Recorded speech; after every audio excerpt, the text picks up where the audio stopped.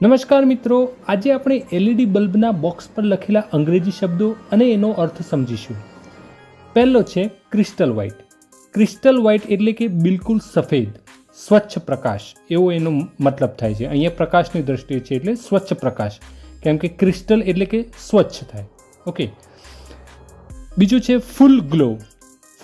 ફૂલનો મતલબ તો આપણને ખબર છે સંપૂર્ણ થાય. ગ્લો એટલે કે ચમક, તેજ, એટલે કે ફૂલ ગ્લો એટલે કે સંપૂર્ણ તેજસ્વી, સંપૂર્ણ ચમકીલું.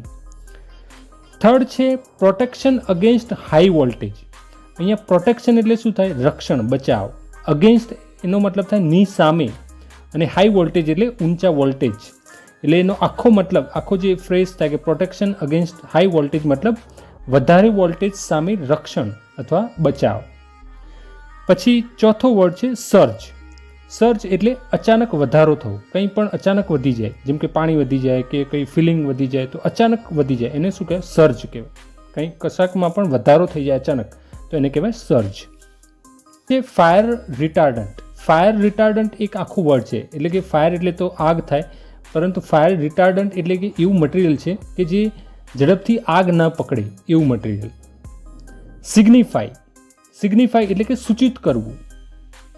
Activate extended warranty.